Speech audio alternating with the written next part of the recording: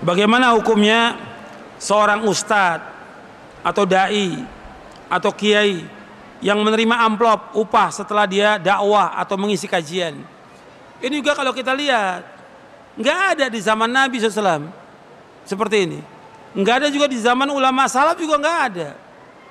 Yang ada kan belakangan aja. Orang habis ngajar kasih amplop. Antum lihat ayat Al-Quran, ulaika alladzina hadallah fabihudahu muqtadi qul la as'alukum alaihi ajra in huwa illa dzikra lil alamin. Mereka adalah orang-orang yang Allah berikan petunjuk, maka ikutilah petunjuk mereka, para nabi itu. Katakanlah, aku nggak minta upah atas dakwahku ini. Aku nggak minta upah atas dakwahku. Ini merupakan peringatan untuk sekalian alam. Jadi nggak boleh minta upah dalam dakwah, nggak boleh. Dan juga panitia jangan sibuk ngumpulin duit buat ustadznya. Ini kan akhirnya jadi membebani orang banyak.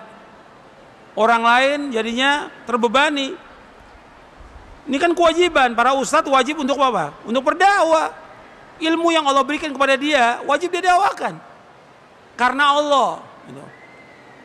Dari yang pertama, antum lihat di halaman di surah Asy-Syu'ara surah 26 ayat 106, 107, 108, 109-nya. Di 109-nya ketika mengisahkan tentang Nabi Nuh, wa ma as'alukum alaihi min ajr in ajriya illa 'ala rabbil alamin. Aku nggak minta upah atas dakwahku ini. Aku nggak minta upah kepada kalian. Sesungguhnya upahku Allah yang nanggung, Rabbul Alamin. Jadi jangan mengharapkan upah dari dakwah ini. Ikhlas, karena kita mengharapkan ganjaran, pahala akhirat lebih baik daripada dunia.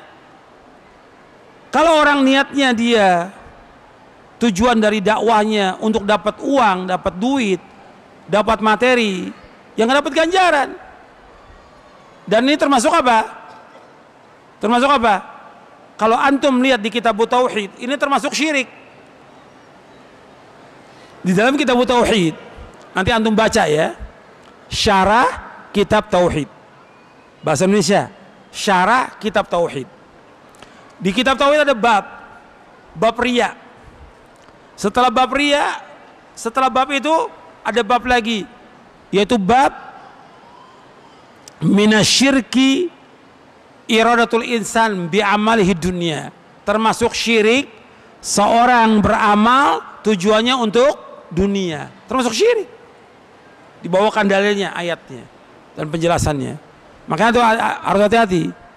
Kalau seandainya dia mengajar, dia karena Allah, dia ikhlas, kemudian suatu waktu dia orang mengasih, dia orang kaya, dia mampu, ingin memberikan hadiah, ya nggak apa-apa, boleh. Tapi bukan itu yang dia cari. Kalau sekarang banyak ustadz-ustadz ingin mengumpulkan apa? Harta dengan dia berdakwah ini. Dakwah ini karena Allah. Antum lihat para nabi, para rasul, susah hidupnya, tapi mereka punya maisha sendiri. Jadi para dai, di samping dia dakwah, dia harus punya apa? Maisha, mata pencarian. Antum lihat Nabi Nabi Daud apa? Pandai besi. Nabi Zakaria tukang kayu. Nabi-nabi yang lain seperti Nabi Muhammad apa? Pengembala kambing dan juga berdagang. Jadi punya maisha, tinggal ngatur waktu. Ngajar cukup seminggu sekali cukup. Sisa waktunya apa? Buat baca, buat belajar, buat cari maisha. Tinggal dia ngatur waktu. Bukan tiap hari ceramah, begitu ceramah tanya, kok Ustaz ceramah terus? Ya saya butuh duit. La haula wala quwata illa billah. Padahal maisha banyak, ribuan maisha yang bisa kita mencari maisha halal. Ribuan maisha. Kenapa harus mengharapkan dari dakwah? Dakwah ini ganjaran di akhirat yang kita wajib mendakwakan karena kita punya ilmu sedikit, sampaikan.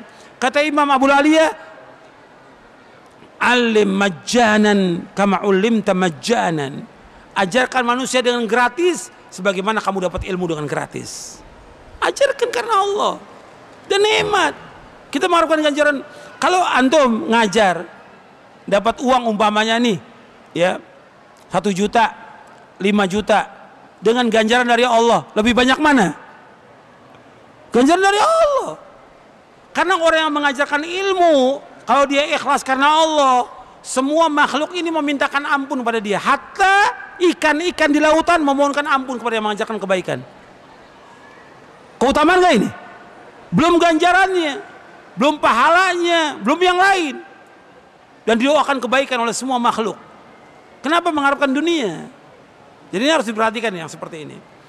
Kecuali kalau memang ada dia ngajar di pondok yang dia nggak punya maisha kecuali itu, yang memang yayasan atau juga ada orang kaya atau pemerintah memberikan gaji untuk dia, nggak apa-apa, boleh secara hukum syari boleh. Seperti yang terjadi di Timur Tengah. Kalau di Timur Tengah itu kan imam-imam atau para ulamanya jadi gaji oleh pemerintah, nggak ada masalah, boleh gitu. Tapi tetap dia harus mendakwakan dengan apa? Ikhlas karena Allah. Tetap itu keikhlasan harus jaga itu. Dan ini yang bisa saya sampaikan. Mudah-mudahan kajian ini bermanfaat untuk saya, untuk antum sekalian, mendapatkan keberkahan dari Allah Taala. Dan terima kasih kepada semuanya, kepada pengurus masjid, kepada seluruh panitia, dan semua yang hadir. Mudah-mudahan antum mendapatkan ganjaran yang besar. Terutama juga yang dari jauh, antum sudah usaha datang ke tempat ini, menempuh perjalanan yang panjang. Mudah-mudahan perjalanan antum diberkahi oleh Allah Taala, mendapatkan ilmu yang bermanfaat. Dan mudah-mudahan Allah memberikan taufik kepada kita untuk dapat mengamalkannya dengan ikhlas dan ittiba. Wassalamualaikum Muhammadin SAW. Kurang lebihnya saya mohon maaf. Subhanakallahumma bihamdik, asyhadu an la ilaha illa anta astaghfiruka wa atubu ilaik. Assalamualaikum warahmatullahi wabarakatuh.